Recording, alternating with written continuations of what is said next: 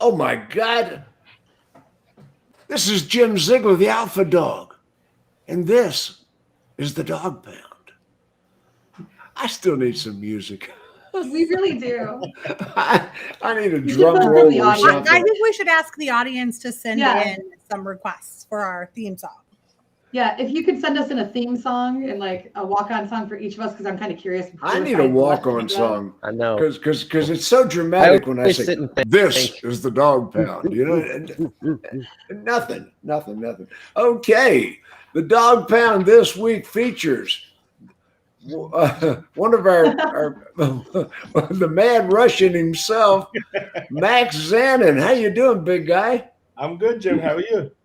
You have to. Are you going to have to leave us today? I might have to, but hopefully not.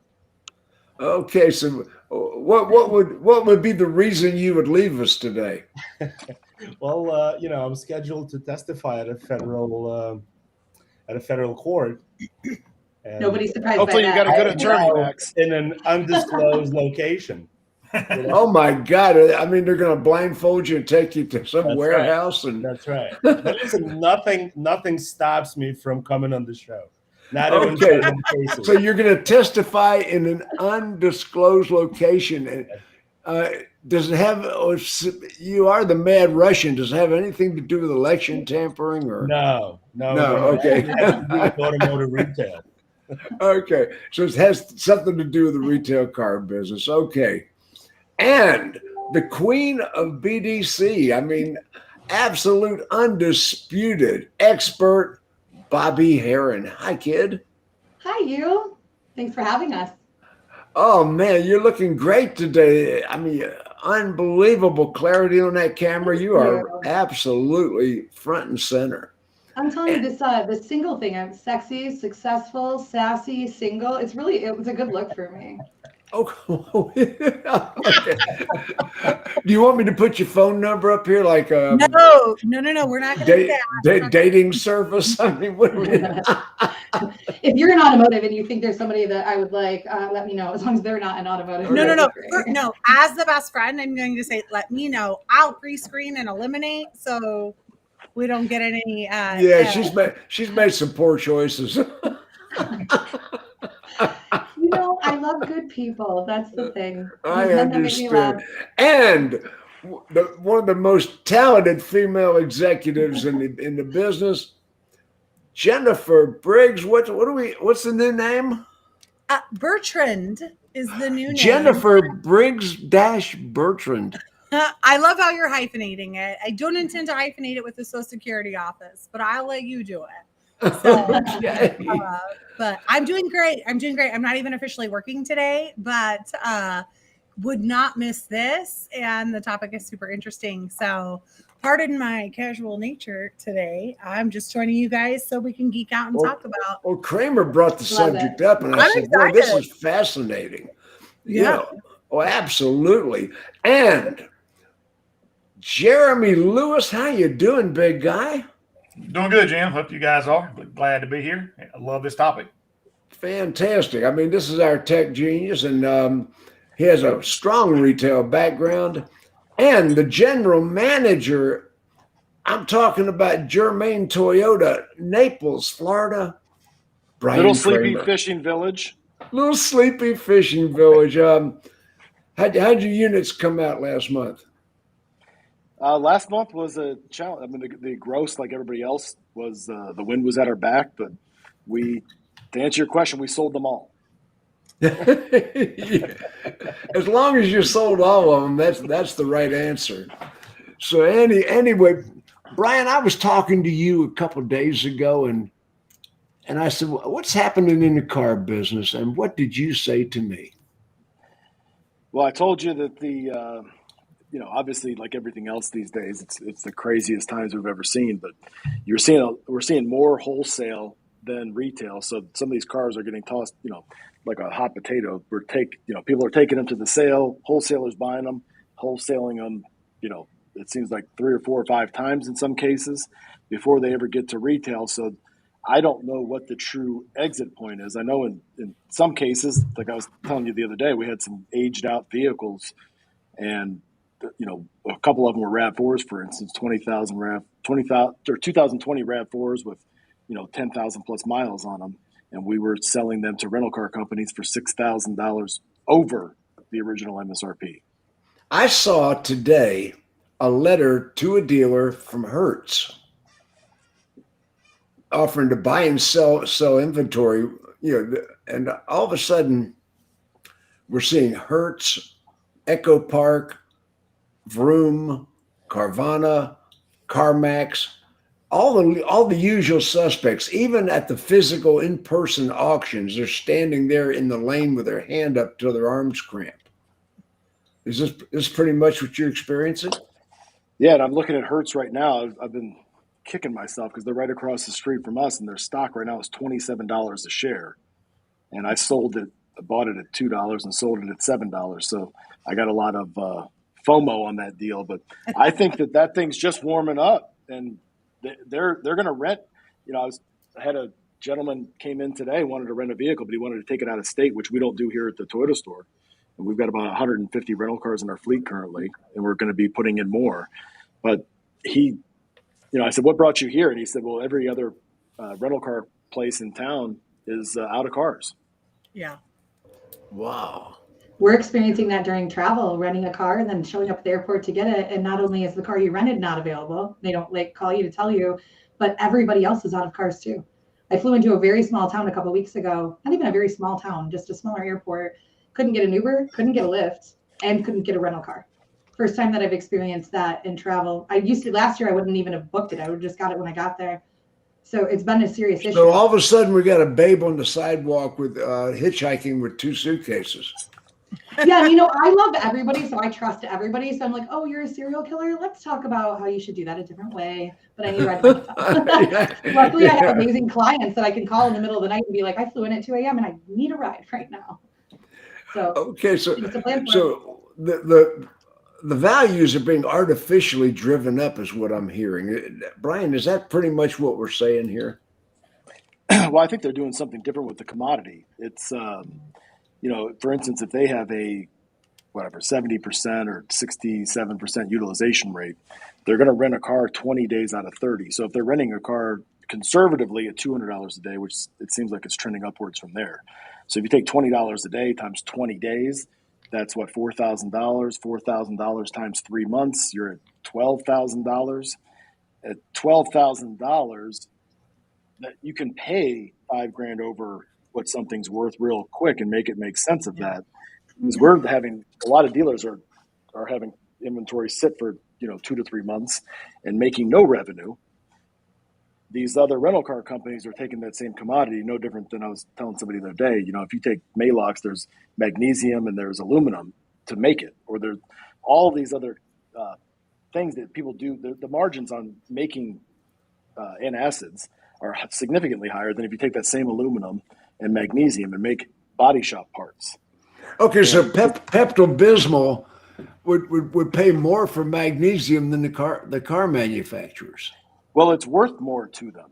So Right. if push comes to shove, no different than the elements in a microchip, maybe, those elements aren't as valuable to normal times to somebody else that's using them for a different purpose. But right now with microchips, as scarce as they are, it skyrockets the price of the materials that go into a microchip. And the same thing with a commodity being a used car. People are doing different things with the used cars than we are. We're not generating revenue for 60 to 90 days. We're trying to make X amount of profit in a short period of time. And we're on a typical linear,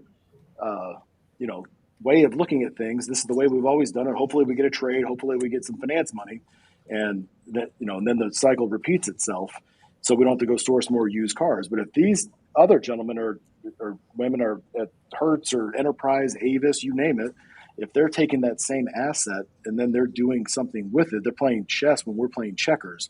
They're generating $12,000 in the same amount of time we're trying to generate $4,000 with the same commodity. Mm-hmm. Jennifer, does that make sense to you?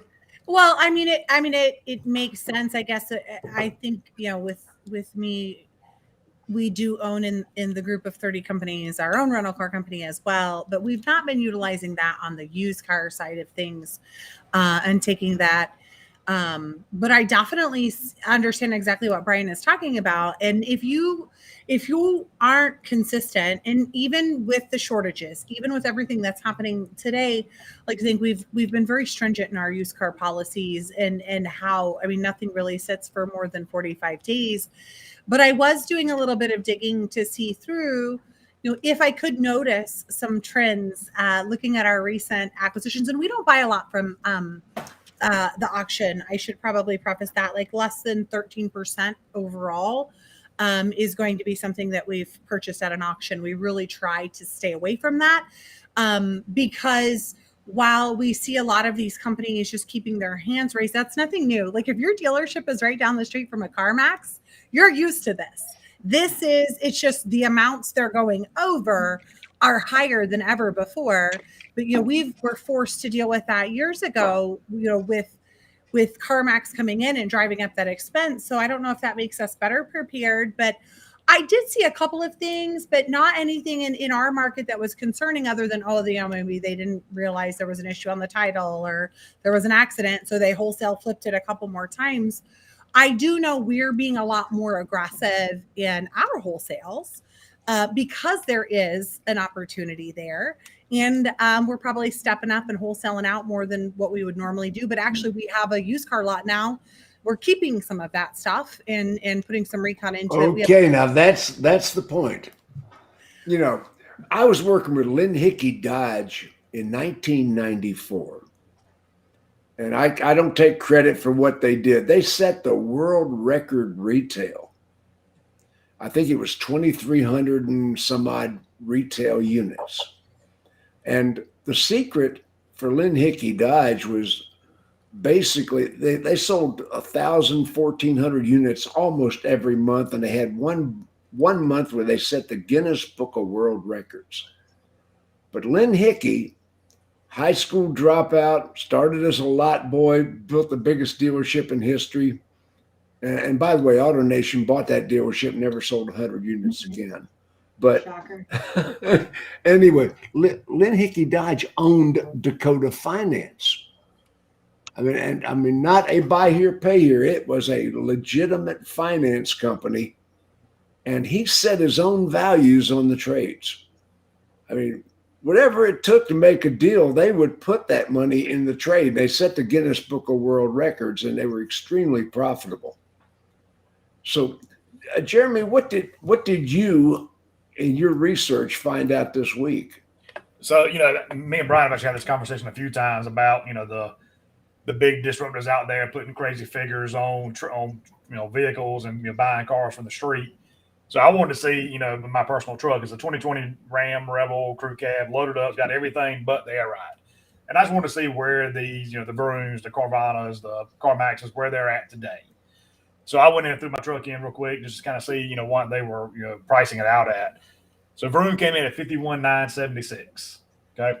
I paid. Well, let's go back a second. How much did you pay for that truck? How long ago? I paid about $50 for it 2 years ago. I bought it in June. I'm sorry, about a little over a year ago. So June of 2020 is when I bought this truck. Sticker was like $56. So back then there were still rebates and 0% for forever and all that good stuff going on. So I paid about $50 for it.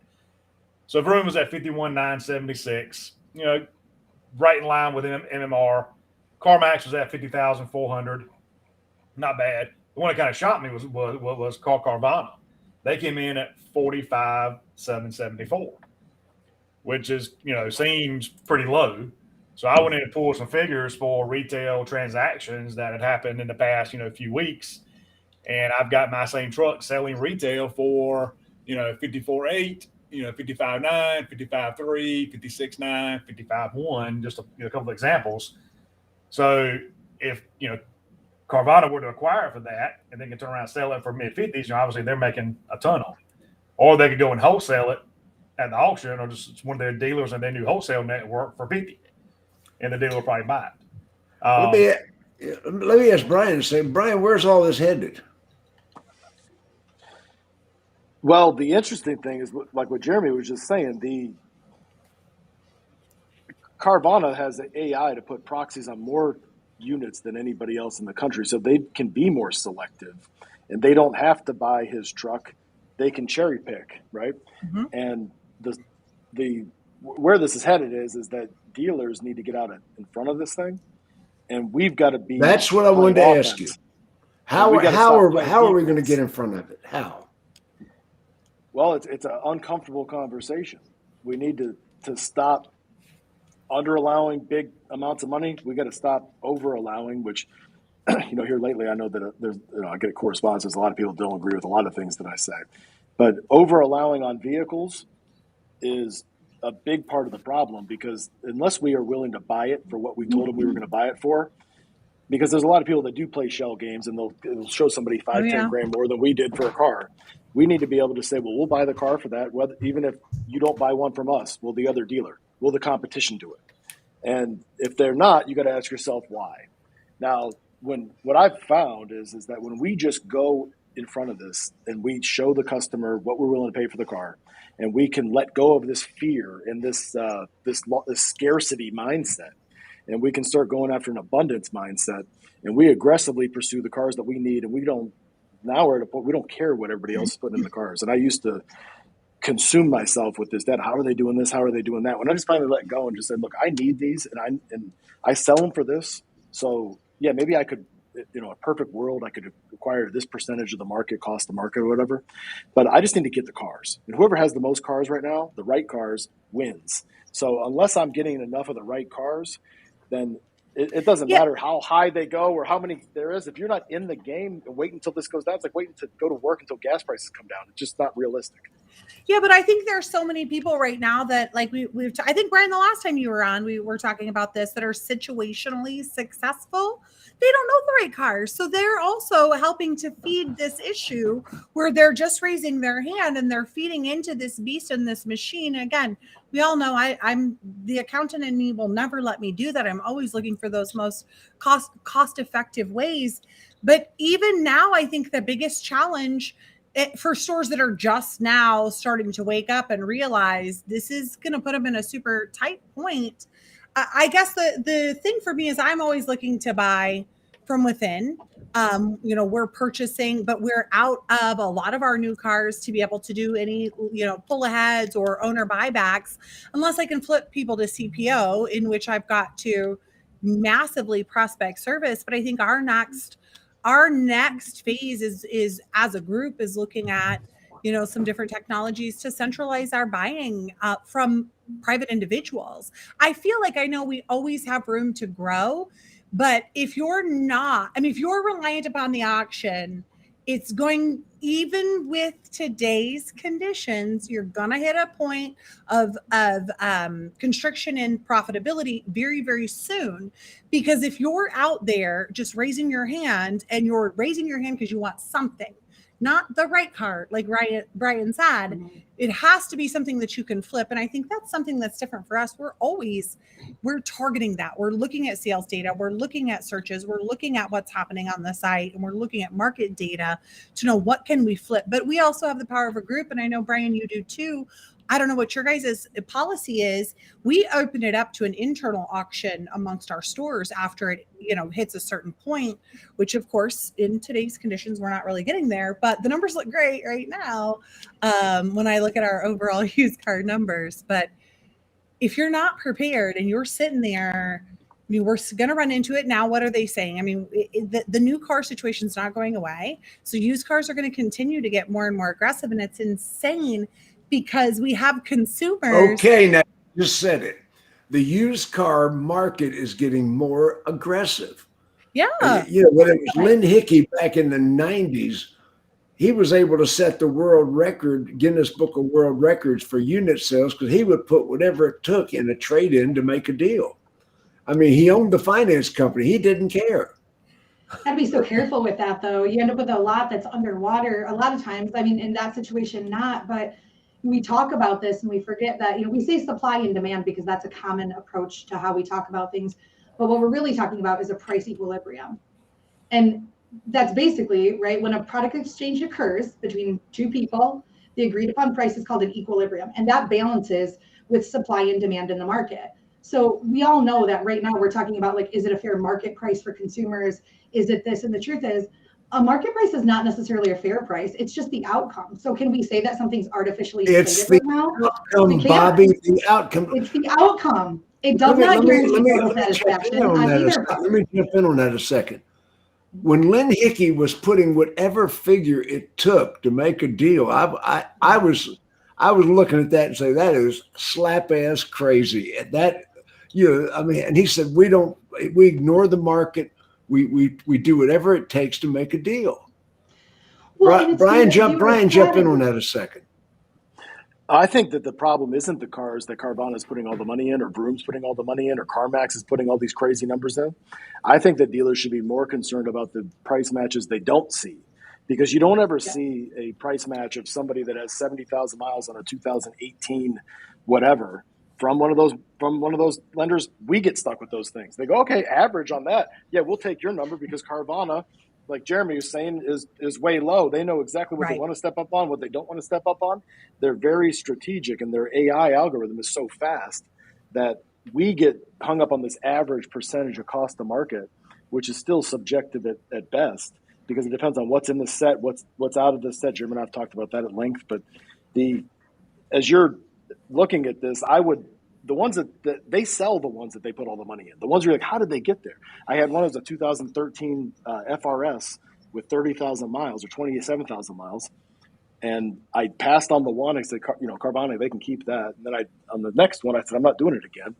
And we sold it for $5,000 over NADA, now JD Power. I don't know how or why the customer ended up finding more money down, but they wanted that car. And how many 2013s with 27,000 miles are you going to find out there? They just don't. Those are the ones they pay, and they pay up for the unicorns, and they lay off of all the average or below average cars. They don't. they really lay off on bad Carfax cars, and they let us pick over the scraps. We haven't bought a car at the auction since Wendell Hardy started with us. And that was 3 years ago. How's Wendell doing? Doing amazing. Well, I think that an important part of this that we have to remember is that when the demand or the supply changes, the equilibrium changes. And so regardless of what you're doing as a dealer right now, you have to have a strategy, because nobody knows when it's going to drop, and it's going to drop. So we don't know when that's going to happen. You have to have an intentional strategy going into this quarter, going into the first quarter of next year, on how you're going to balance the accounting of these units and what you're going to do to maintain the levels that you've now gotten everybody to in the store. And it needs to be realistic instead of celebrating like it's a $7,000 gross, we're killing it. It's a $15,000 gross, we're killing it. I got these 5 cars. I care less about the volume that somebody delivers right now. I'm not impressed by your gross right now or your volume. I'm impressed by how many units you took in that weren't going to be a car that was traded in, and what your strategy is going to be to survive what this is going to look like over the next year and a half, when the millions of cars sitting everywhere flood our market and everybody's values drop. I don't think we're going to see millions of cars flooding the market. That's the big problem. I think that people think about. You look at the Hertzes and these other. Now wait a minute. Why do you not what think do you that's think's going to happen be to all the those case? cars, Jeremy? You think they're just going to go to like the Neverland of the fairy place? Oh yeah, they're out there, but keep in mind. All right, so like you talk about Hertz, these other rental car companies having to go out and buy used cars. So you got to keep in mind, the OEMs do not just stock the franchise dealership lots. They also stock all the rental car companies, and they stock. I'm so glad you said that. So what happens? Hold on, I have a question. Let's pretend that tomorrow the OEM released all these 2020s that are sitting on, fields everywhere, and they sell them to Hertz. And you are in Detroit. Well, I'm close to Detroit. You can see all the storage lots that are overflowing with brand new F-150s, brand new Silverados. Yeah. I mean, so I love brand new. I'm sure there's a brand new Tacomas and Tundras sitting somewhere. So hold on a minute. Let's dig into what Jeremy just said, because Jeremy, you're not wrong. Is the OEM going to flood the rental car companies? Yes. What happens at the end of the term that they're flooded with every single time? Let's say they do a 2-year kind of deal. All of a sudden, our auctions are flooded with those cars, and the value of that particular make and model drops. It is these cars aren't going to like Neverland. It's going to be a trickle effect, because here's what's going to happen. So they're going to. First thing the rental car companies are going to do, they are going to start offloading what they had to buy at the auctions. So that's going to bring it down some. But with what they have on the ground right now, last number I saw, they still don't have enough built right now to restock all the rental cars, all the government fleet contracts that they are past due on delivering right now, and all the dealership, inventory. What they have on the ground right now, plus their current capacity. I'm trying not to agree with you. I'm trying not, Jeremy, No. I'm trying not to agree with you. I'm Let's trying pretend not it's to agree with January. you, Well, but don't you know, just yet. I thought Don't this just earlier yet. this year. Earlier this year, everybody said, "Oh, this is going to be done by the end of this year." And I said, "No." Let's it's say, okay, 2023 let's say early. January 2023. Let's say everything just all of a sudden is good, right? All these things that are out chilling on lots, these millions of cars that we didn't have chips for, are going to contracts, they're going to used cars, they're going to blah, blah, blah, wherever. But production still exists for what was already being produced. And KBB just reported that there's a 13% decline in used car sales this month. Is that supply and demand? Is that because we can't find enough cars for the buyers? The OEMs aren't going to stop making cars because they have to go out and stick chips in. okay, there's a 13% decline in used car sales this month. Why is that, Brian? Let me ask Brian a second. Well, there's an increase in the amount of wholesale. Right. Oh, how did So- I know that was going to come up? So And the person who's on Go ahead, this Brian. I'm Facebook gonna jump user in after. talking about packs and charging to the shop, I think that person is dead right. But I also think along the lines of what we're all saying, it doesn't change what a car is worth. It doesn't matter if we're wholesaling it, retailing it. There has to be a culture of winning the trade no matter what. That's what these other competitors we're talking about have. Well, he's talking about the packs. I think he's talking about how that's a handicap for dealers because we have the packs and we have to charge the shop. And I think that's what he's saying. But it doesn't matter if we have the packs or you don't have the packs. No. And we have packs. No, it doesn't. No. And I agree that it does affect the way that your retail strategy, but it shouldn't affect your acquisition strategy. Because CarMax and Carvana, their wholesale volume was up 41% of their revenue came from wholesale units on cars they bought from us. And who are they wholesaling them back to? Car dealers. So they bought the trades that we wouldn't step up on, and then they wholesale them back to us for what it says on their proxy for $1,400 profit. So Jennifer, plywood. ultimately, here's what I think this boils down to, you guys. And this is why I think, and yes, I'm not going to deny supply and demand and market constrictions and things like that. But ultimately, if you actually stop, and Brian, you just said this, they just want to win at the auction. Get out of your ego. Do not need to win there. Where you need to win is on the bottom line of your financial statement. And if you are acquiring vehicles with ego and walking away from something because you don't want to step up on a trade, maybe because you actually don't know that's the right car for you, you need to go back to school. And this is a course I teach at Northwood. I've done this session before. I did it for driving sales, executive club. It's about being smart and actually stocking things that you can turn in 2 weeks. And this is like from 5 years ago. Guys, this is not new. When you look at your inventory as a capital investment and not as an old school, I'm going to win this. I like this. I like that, whatever. A dollars and cents game. Make the investments on what you're going to turn quickly. And the reason why we're seeing such an increase in wholesale, if I don't have any carrying costs and I can take that money and I can put it right back to the bottom line immediately, why would I not? And that's what you're seeing these bigger disruptors do. So we need to get on board and look at this as a capital investment and take your ego all the way out of it and figure out what you need to do, what you need to acquire. And you know what? If you can't turn it, get off that capital, wholesale it, liquidate it, and go out and get the ones that you can retail out of. There are only 200 million licensed drivers in the United States. And Jim, we've been. I have an the unpopular, Russians in here. Okay. I have an unpopular opinion. No shit. No way. So to Jeremy's point, that Carvana is offering for his truck way less than others. And I think they're doing it not because of any AI or anything else. It's because they reached a point of consumers' trust.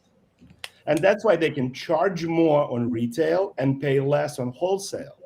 Because the consumer is just willing to pay for transparency and ease of doing business. Unfortunately, over the decades of mistreating customers and not being completely transparent, consumers don't have trust when a dealer says, I'm going to pay you X amount of dollars for this car, they always think there's a catch. Either I have to buy another car, or when I get there, they're going to do an inspection and say that this car is a stage 4 cancer, and we have to pay you $7,000 less than the online form said.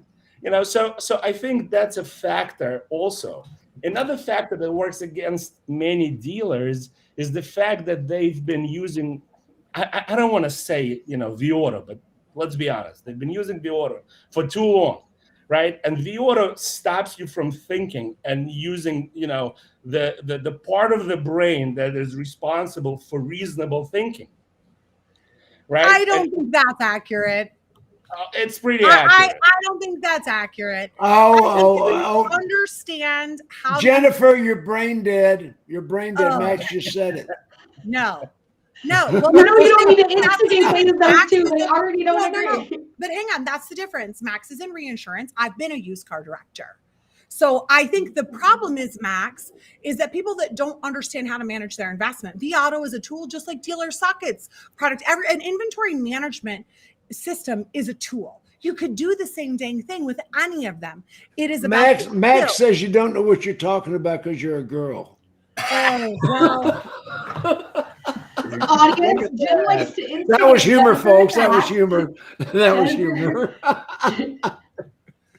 And listen, guys, at the end of the day, there'll be a correction. There'll be a correction, and a lot of wholesalers will get wiped out. Right? I mean, I think we're all old enough to remember 2008 and mortgage-backed securities, right? It's the same thing. Whoever's going to be holding the bag last is going to be out of business. There'll be correction, and Bobbie is right. Prices will drop, and then it's going to come down to your ability to manage under stress, right? And right now, everybody's high-fiving each other, right? Laughing all the way to the bank. But I guarantee you that most dealers are not like Brian, and they're not thinking 2 steps ahead. Right, and there'll be a lot of blood on the street. And you can quantify, Max, what you're talking about. If you take a look in VAuto and you take a look at our book and you select any vehicle that you want in your inventory, and you look at our book, then look at JD Power, then look at KBB, and then look at MMR retail, and you'll see that bubble swelling up. And there's no logical explanation as to why MMR retail is that much higher than our book retail, other than that there's multiple sources of data, and you've got to use, your past experience and rely on different sources of data in order to come to a conclusion. Because there's a lot of these used car retailers are advertising in ways that are non-traditional that we've never seen before, and that's what's causing all that disruption in terms of the $4,000 to $5,000 variance between all those different sources. Yeah, I'm still going back in my head to Lynn Hickey putting all the money in the cars, and I mean all the money in the cars. I'm still thinking about he was one of the most profitable dealers in history. So well, put them all was he in profitable the right through cards. his but through which department? The finance company? Because is that where he was profitable? I mean, he was selling that finance off. Yeah, so it wasn't actually on the retail of the units, but selling the paper. No, he could sell the paper to a third party source that would manage the paper and own the paper, so it didn't hurt him to put too much money in the cars. Right. Well, that's where the strategy comes in, right? If you're buying if you're putting all the money into an AB unit that you're going to move quickly and you're going to get all the money for, it's fine. And if you're putting all the money into something that's going to come back through the finance company, it's fine. And it was also a different time than what we're dealing with now. The wholesale prices are going to stay high through the end of next year at the earliest. But it's going to go well into 22. But let me ask Brian a question. Brian, now, we got these inflated values on cars right now. How are the finance companies stepping up? Well, what we're finding is that people put more money down than they used to put down, and it probably was there the whole time, but we just didn't ask for it. And now, if it's the right car, people are finding money down that they normally wouldn't find, so that they're in a better equity position, no differently than on a house. Or who's been teaching that for 30 years? I mean, but you know what? Drive time isn't that much different than the way you're describing Lynn Hickey, right? I mean, they step up on the right cars, that they looked at the total body of work. And if you think about drive time, they're selling financing and they buy the commodity in order to achieve that. And it's Yeah. really not much different. It really isn't that. But you just brought up a point. Consumers have the money. I've been teaching that for 30 years, and I have absolutely put dealerships on the map because we got the money from the consumers. And for years, our management's been swearing the consumers didn't have the money. They've got the money. They And were that's just probably doing why the great bubble's job. not going to. It's not going to pop as bad as everybody thinks, because everybody says that what's going to happen to all these people that are paying $5,000 over MSRP or whatever. It's not going to be as bad as everybody thinks, because we're forcing equity positions out of that, because they've also got tons of equity in their trade that they're rolling into these other, artificially inflated prices. So anyway, how much down? leasing during this time as an industry? The leasing market, I think, needs to be so much stronger right now than it is. It's silly to me that it's not being promoted as hardcore as it should be, so that we can pull people back in, so that we do have the opportunity to buy that vehicle back out at the end. But I just went through searching for vehicles for both of my children, whose both cars were a total loss within the last 3 months, and they're not buying expensive cars. We're buying like $8,000 to $10,000 cars, but I just spent $8,500 on a car that should have been $3,500. But the insurance company for the car that should have been $15,000 gave me $6,000. And in the past, I wouldn't have put the money down, because I would have done a low interest rate and I would have earned credit for them. And this time I said, I'm so sick of looking for a car for you that I don't care how much this car costs or what I have to put down. Just get a car and stop driving mine. And I think a lot of people are feeling like that right now. Yeah. So I was poking around, and I'm coming back to Jeremy's little research project that he did. What I find incredibly interesting is when I look at Carvana, I think so they have 7.7% of the inventory they have listed. They currently have just under 40,000 units listed on their website right now. 7.7% are trucks. Yeah, so if we start looking at how they've got the inventory segmented, it looks like they're hedging against fuel prices in how they're stocking their vehicles. So they decided not to step up on your truck like the other ones did. I mean, just looking at the mix. Wait a second. 7% of their inventory is trucks? Correct. They currently have 3,074 trucks in stock on their website. Out of that, 39,879 cars listed, which is a 7.7% of the inventory being trucks. There's 13,507 in sedans. I was just kind of going through and segmenting to see where they have their assets, their capital invested. And it appears they have their capital invested in higher MPG vehicles currently. And also, if you look at the dollar value, the dollar amounts, they tend to be lower dollar amounts, but they've never been a big truck buyer. Honestly, I'm not real shocked by their number. They've never been ones to stock a lot of big trucks. I don't think they'll fit in the vending machine very well, honestly. No, they do pay up on Tundras and Silverado 1500s. They'll pay $4,000, $5,000 over MSRP for a Tundra. Yeah. Then they sell them in 2 to 3 days. They have it down to a sign. You look at their shareholder report. They sell a Jetta in seconds. They measure the amount, less than 1 minute it takes them to sell certain Jettas and certain Accords. And they know that's what I just bought my kid, and I searched the entire country for a Jetta SEL. The entire country. They were gone. Boom. Done. So Brian, that brings up a really perfect conversation on days to sold, not just for inventory, but I'm going to bring this in, and I know we always do this, but also looking at your advertising sources, because your advertising sources are what is going to help you also source your acquisitions and trades and things like that. So when you start looking at it, we're talking about capital investment. Time is money. And it's so funny. Everybody's like, oh, no, this goes back to my very first job ever when I was waiting tables. I needed to turn those tables so that I could make more money.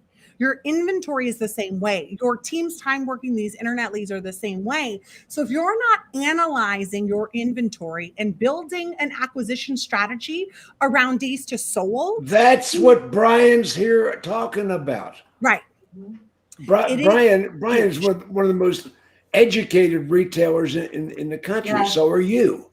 Well, that's what I'm saying, because to the audience, not to Brian, just in relation to, that's exactly it. You guys, it's just get in there. You have the data. The problem is, again, we don't take the time to invest in our teams. We're promoting people, and it's awesome that Brian's store has him and that he has been able to put together the team to make sure that their acquisition is tight and they're turning the way that they've sat in place.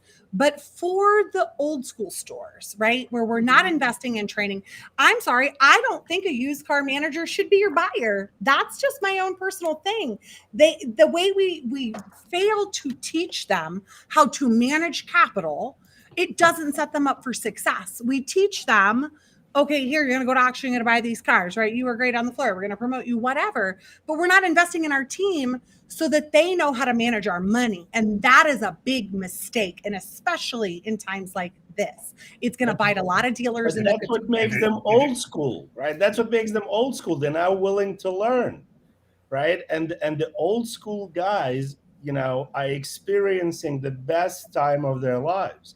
I mean, they look at these mind-blowing gross and net profits, right? And they have a corrupting effect, right? They make them lazy. They definitely are not investing in any type of training, and they're just riding this gravy train. And that's why I think, dealers like Brian and you, Jennifer, you're going to come out smelling like roses, when the pendulum That's the plan. Right. I think that there's a lot more to what you just said, Jennifer, in terms of the time tax on associates. And a lot of people, the solution is always, we just need more leads. And more leads does not necessarily always mean more sales. And as we track the radius away from this dealership, as we go to 5, 10, 25 miles out, the closing ratio, there's a law of diminishing return. And when your salespeople are working all these 50-mile out leads, and the closing ratio, even though they're putting their best foot forward and they're following up in the exact same way, if they don't feel that winning and they don't get addicted to that winning, then they start thinking that the majority of the time that people aren't going to buy. Whereas if you tighten up that radius and take care of your own market, your own backyard, local SEO, SEO. Right. Oh my God, for sure. And Well, JMA just put out a report recently that said the employee turnover rate in automotive right now is 46%, which that's on average. That's an all-time high because we're not separating men, women, leaders, salespeople. That turnover is unsustainable. Actually, we were at 66%. Isn't that lower? No, we were separated out by salespeople versus leaders and then men versus women, different positions. It's 46% across the industry right now, which they're saying is at the highest. Their report said previously it was 41. I don't know that that's fact. I like to go off the NADA report, but I mean, I did think in general that it's that's indicative of the entire market, not just the car market. They can't even get dishwashers for $25 an hour at the restaurant. Right, but turnover. It matters. Turnover is predictable. Turnover is predictable. I mean, that's a high rate. Nobody can get help. I mean, our restaurants have absolutely cut down on their hours because they haven't got people to work the hours. Yeah, but so I can see where turnover in the car dealerships would also increase. It is. And short of pissing off every restaurant owner, because the thing I'm about to say is not all of it, but one thing. You've been paying waitresses and waiters $2.70 an hour and rely on tips for a long time. What do you expect? Going to 15 feels like a big jump, but this is the service industry in the middle of a pandemic. If you're looking around at why you can't get people, it might be time to reevaluate. I didn't mean to piss off the restaurant owners here. I mean, I just making a point. I'm just going to say it, and it might be time. I want to reevaluate the work-life balance. I want to circle back and tie in what Bobbie's comment was to what Brian had just said, and about burning out your team and making sure that you're setting them up for success in this current condition. And it's crazy, right? You think about it. If you have a BDC, you don't have a BDC, right? Everybody who gets paid off of gross is like, we don't care. We're still making money. But your BDC, unless you're super old school, is not getting paid off of gross. And so they're not getting the units. And you've got people who are nervous. But in these times, if you aren't calculating and looking at the days to sold, days to contact, if you're not evaluating those things to make sure that you're setting your team up for success, regardless of who they are, whether they're sales or managers or your BDC, who I think we're seeing so much turnover in those departments right now because we are not adjusting to make sure those folks are still getting paid. And if you have one, that's the first impression a customer has of your dealership. So you're going to let your first impression, most important impression, just twist in the wind while everybody else is getting fat and rich on the circumstance, right? Messed up. But ultimately, back back to the days sold. If you're buying it so that you can turn it quickly, and honestly, I don't care what you pay for it. If you could retail out of it in 7 days, wonderful. Retail out of it in 7 days or wholesale it in 2, right? Don't sit on capital investment. Don't sit on money that could be making you money. That's business 101. That's not complicated. But if you're going to be able to keep the team that you've got and try to optimize on these things, then start looking at your advertising sources by days to sold. Find those ones that turn fast so that your team can make more money in a shorter period of time. If you focus in on that, all the rest of your metrics will magically fall in line. It's amazing. But Jennifer, here's the devil's, argument. The longer I sit on my used car inventory, the more it appreciates. I don't need to turn it in 2 days. If I turn it in 22 days, most likely I will make more money. Oh, she's gonna smack you I virtually. disagree. Feel it. I don't think so. No. Max, Jennifer says you're full of it. I agree with her. Now, certain Only units, if you look at the numbers, a Honda Accord is worth more today than it was worth yesterday. And it will be worth more the day after tomorrow. It's an appreciating asset at this point. it is. Jeremy, jump in there. Jeremy. I got a couple of things. So first thing, Jim, earlier you said used car manager and buyer should be the same person. If your pay plan is set up correctly, they'll manage the capital correctly. I promise you, because that's how mine. That's not what she's saying. No, they are 2 separate jobs. They're 2 functions, and asking one person to do that. I love this. Now Jennifer says Jeremy's full of crap. Let's see here. Okay. Well, as an ex-used car manager, Hang on just a world. minute, because we're not seeing who's posting the comments. For some reason today we can't see the names, so I just looked up. Well, they're in a group. Yeah. Dave Bentley. Old car guys get it done no matter what anyone says. I'm in a country Ford dealer and we're doing 7 and 9 per copy. I'm not saying change isn't good, but I take offense to people looking down on older car guys or old school car guys. Not sure anyone here is saying that. I just wanted to clarify real quick because I don't know which comment that came from. When we say old school car guys, we mean the strategy that is used. And you are absolutely right that there are a lot of times where that old school strategy does in fact work depending on your market and where you're at. But when you teach an old car guy new tricks, that's a powerful move. Because I agree with you that you can't teach old guys new stuff. That's right. That's not true. That's what we're doing on here. That's not true. That's what we do. But I will tell you this: you got old people in the car business don't learn anything. Bobby, old school car guys know how to close. Bobby, old people in the car business don't learn anything. That's not true. I teach them that all the time. I teach old guys new tricks all the time. I think you actually, if you can show, and for whomever that is, and we're sorry because we can't see you. When I say old school, let's remember I'm old school too. Like I used to walk around with the books in my back pocket as well.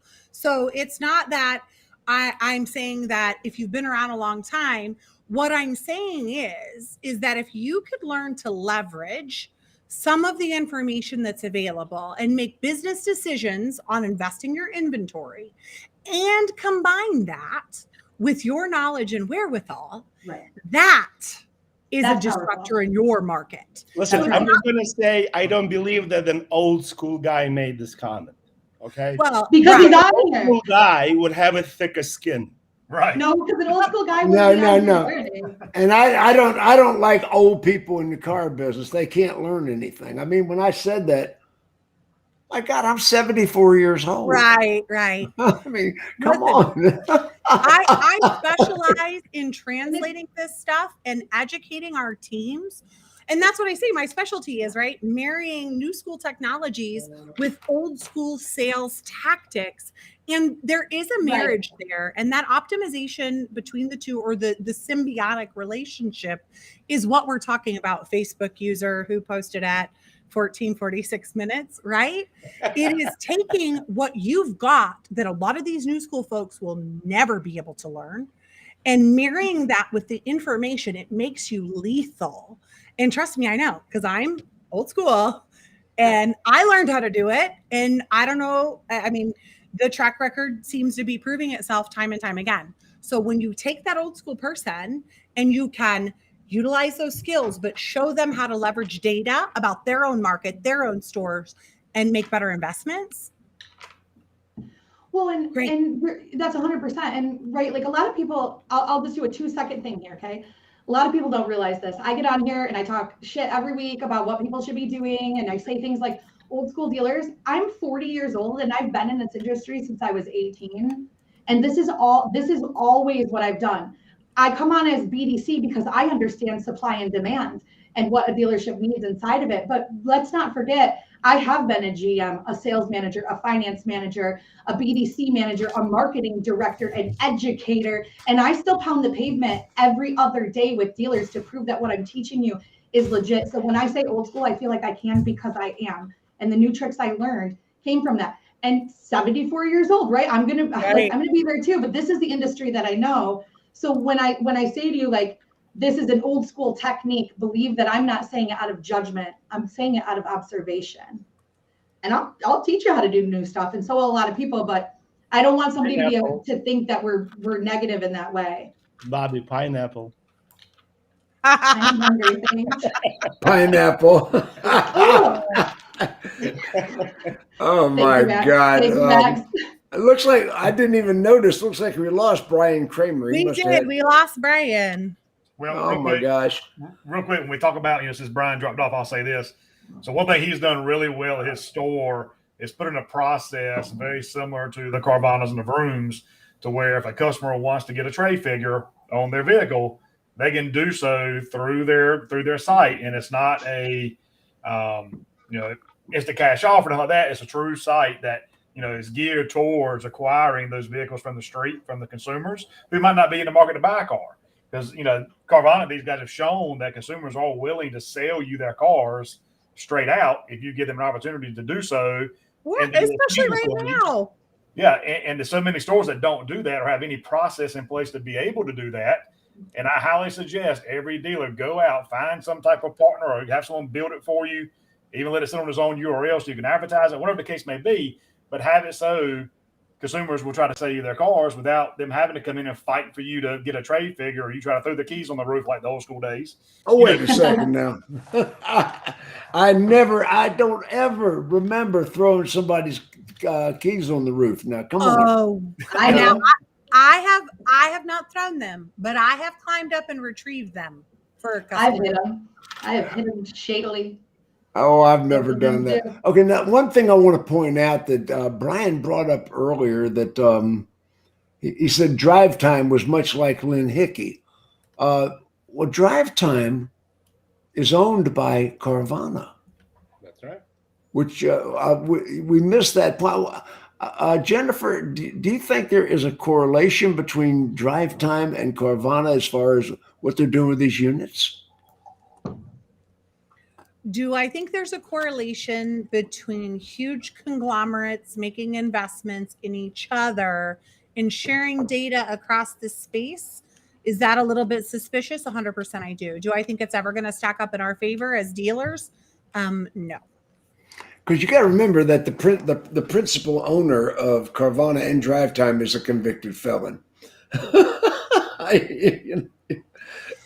I think that it's in our current market conditions. I think that a dealer should be very smart on where they allow their units to show up, and how it's kind of like the movie Sleeping with the Enemy, I guess. And maybe it's because I'm from a hyper competitive market altogether to begin with. Like I only ever. The only speed I have is shoestring budget, going at it as fast as you freaking can to get as many units up. So for me, I just would never allow that in. I wouldn't participate with these folks. There are so many plays happening and investments going on with vendors you're probably paying to list your inventory, while the people who actually own those companies are the ones driving up the expense at the auction on you. Like, think about where you're putting your money and how it's affecting the rest of your investments. Jeremy, jump in on that. It's a great point. Me and Kramer had that same conversation about why VAuto does not show Carvana or the Carfax listings. They have the data. It's there. They'll send it to you in an Excel spreadsheet. but they don't show it in the competitive set. And that kind of points back to the, Jim was making about using your inventory management tool. Today, if I were in a store today, I would have VAuto and Inventory Plus running side by side because neither one of them gives you all the data. None of them give you all the data. Now, Brian, I was just pointing out that Drive Time is owned by Carvana. You brought up Drive Time earlier. How much data is being shared across the board with those companies? That's a very good question. So the one's publicly held. Yes, it is. I believe it's privately held. So who knows how much is technically, according to, the shareholders report, not much, but I mean, I'm sure that there's some sharing of learning and efficiencies that have to bleed over into both. I mean, the fact Carvana is really quickly turning into a fintech more than it is a used car retailer. Yep. And I think that's where their revenue is going to keep coming off of, and it's just going to be like a mega version of Drive Time. Drive Time is going after whatever they can buy to deliver a certain payment, and they use a commodity as a way to get there. But I mean, buy here, pay here's are doing the same thing with a lot of these cars. I mean, there's so many different crazy things that are happening, like geometrically with used cars and ways that we haven't ever looked at. Used car leasing. I mean, there's just so many crazy things that people are doing with used cars that I think it's going to take a lot longer for the. See, but that is old school. Used car leasing is old school. We used to do that all the time before the market crashed back in 08 and 09 when we did it when we were competitors.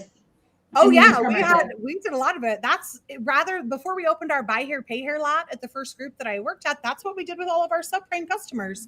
We had our own used car leasing company, and we'd throw them into short-term leases, and so, but that went away after the market crash, after the recession in 08 and 09. Now, of course, if you have highline stores, you're probably still doing some of it now. A lease is all about the residual at the end of the term. So long as it pencils, I mean, it never went away. It's just not everybody has been around long enough to remember that everybody used to do used car leasing. It was normal. Well, even used car leasing. What about new car leasing? How much new car leasing are we doing? As we get back into better times, right? Brian, if I had more cars, if you had more cars, we're still at 40%, and it's saving us. But in terms of how many people are going full term, 2% maybe, because nobody's even lasting that long. There's so much equity that we just keep on pulling people out and putting them into new leases. Well, I bailed out of my lease on an Audi, for heaven's sake. I love leasing. There's your walk-off song. No, that's my cell phone. I forgot to turn it off. I love leasing, but I come from a heavy lease market. Geographically, because where I am in Northeast, leasing is it. We're always with us, yeah. And you can go to a highline store, let's say an Audi, and you would be probably over 90% leasing. In a Lexus, you'd be over 70%. In a Honda, over 60%. Yeah. This is just what people are trained to do in our area. Well, that is at the desk, Max. And I think for me, that was a big thing. When I left Michigan and came down here to Indiana, we went from 70% lease penetration up there to come down here where we're barely scratching 15 if I'm lucky. And it's been a goal to try to improve it. But if you're, and I know people who are in, Texas, and they're like, we can't lease anything. I said, no, you don't know how to present a lease. That's your problem. If you pay plans aren't designed to be aligned with that. Right. And they don't think they think they have to sell service contracts in order to hit their grid. And they don't realize that they can sell their products on leases. Yeah. If you can't convince a customer to take a lower payment on a vehicle, then you got a problem. But every single one of my desking systems, if I have say in that store, even if we are not increased, if our lease penetration isn't great, we're presenting them side by side. Now, again, we had the inventory, but it does suck that we don't have that penetration because we'd have a little bit more. And I think we're doing better than other people, or other groups or individual points, but could always be better. But now we've gotten into the used car shell game. And it's one of those things about how far can we drive this market? Because as Bobbie pointed out, there is going to come a point, and I know she said Jeremy was full of crap, and maybe he is, but still. I did not. I respect Jeremy. Maybe he is, but the truth of the matter is, I agree with Bobbie on that. It is going to crash. I mean, there's going to come a point when the manufacturers are going to flood the market with inventory, and the rental companies, nobody's going to absorb as much inventory as going to be flooded into the market. And our salvation is leasing. Oh, 100%. Leasing has always been our salvation because we have a finite term on leasing. We know exactly when they're coming out of it. And, they're not going to be up. There's no such thing as an upside down person in a lease because in 3 years they're out of it. 3.5 years they're out of it. And unfortunately, as far as this show goes, we're out of it too. It's we've done an hour. Brian, was this as good for you as it was for me? It was. I love iron sharpens iron. So I like just spitballing with everybody on this panel. It's a great panel. Jeremy, I'm sorry that Bobbie insulted you. It's all good. Jeremy, We're all family. We're all family. we have She's to like challenge each that. other. We can't grab. There you go. Okay, Max. Thank you for your unpopular opinions. Right. And I can take it. I mean, I can dish it out too. Okay, and Jennifer Briggs, brilliant as always. Thanks for doing a little research on this. Hey, thing. I tell you what, I'm looking at the terms and condition privacy policy on the hidden site map on the Drive Time website right now. It's I'm interesting. not surprised. Really? Well, we'll have this subject once again. I should post the link. And Bobbie Herron, always glad to see you. I think you need to apologize to Jeremy when we get off. Oh, All good. Jeremy and I have been friends for a very long time, and I don't think that Jeremy would love me as much as he does if he knew that I wouldn't challenge him when I don't agree. And that's the same respect I have for him. Real quick, I was going to tell everybody pro tip, just fast. If you're a VIN Solutions user, now is the time for you to start using your wish list and really using it as a store. Get with your PM on it so that you are stocking inventory that you need and not what you desire. Get that implemented. Reach out if you have questions or call in. Okie And for new doke. cars as well. Yes, exactly. yeah. Now's the time it makes sense for new cars. In the past, it didn't, but now it does. Now it does. Okay, guys, everybody wave bye to the audience. Bye.